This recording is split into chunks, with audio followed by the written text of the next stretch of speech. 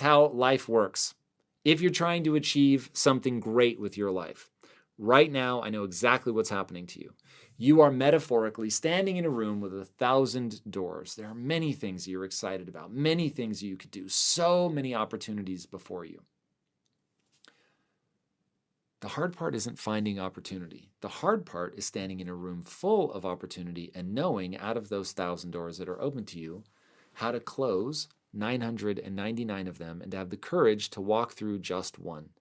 Most people are so dazzled, distracted, so worried that they're going to choose the wrong one that they never step through one.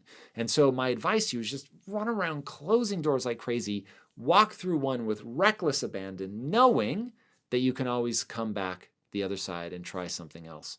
And also, if you're young, don't prematurely optimize. Go through a bunch of doors, come back, go in, come back out, go in, come back out. Try a bunch of different things. Find the things that excite you the most. Find the things that the more you engage with it, the more interested you become. If you engage with something and over time it starts to lose interest for you, that's not the right door. If, on the other hand, the more you learn about it, the more you engage with it, the more you're like, man, this is so fun. That's what you're looking for. You're looking for something that gives you more energy than it takes. If it's taking more energy than it gives, this is not the door for you. So you want to find that thing where the more that you engage with it, the more fascinating it becomes. Now, if you do that, and the only thing that you pursue is the thing that's giving you more energy, and again, it's going to give you more energy because there's something innate about it that's fun, and you did what we talked about earlier, where you figured out why you wanted it. You started assigning meaning and purpose. I'm doing this to save my mom and my sister, whatever the case may be. But you're assigning something to it that is deeply personal, that really makes sense with that thing. And now when an unforeseen obstacle comes your way, you know why you're fighting for this. And you will push through that boredom because it's something that you know on balance you love anyway, and you're fighting for something that matters to you. When you get that magical cocktail, as Friedrich Nietzsche said, a man with a strong enough why can endure any how. So you need that strong why to keep you focused, to ignore all the other obstacles and opportunities, to really go after that thing and to have tested. You've tried a lot of things. You did not prematurely optimize.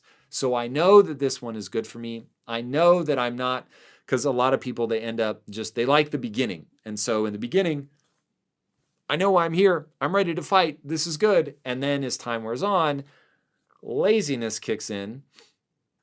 They like distraction. Maybe they have ADHD. They want the next dopamine hit. They pick up their phone and suddenly they think it's, oh, well, Tom said to only do the one that gives me more energy. This doesn't give me enough energy. I'm going to go try something else. I would say once you've done the early exploration, of 15, 20 different things and found some that give you more energy than they take, then if more than 3 times you find yourself starting only to stop and want to start over again, that is you're lacking grit. Angela Duckworth has a book called Grit where she addresses this, but basically you have to at some point draw a line in the sand and say, look, I know that in the early phases of this, I loved it. Now I just need to push through the boring stuff by knowing why I'm doing this and having a desire to progress in my life, which is incredibly important. And I'm going to do that by gaining mastery in the skills that I would need to master in order to be good at this thing.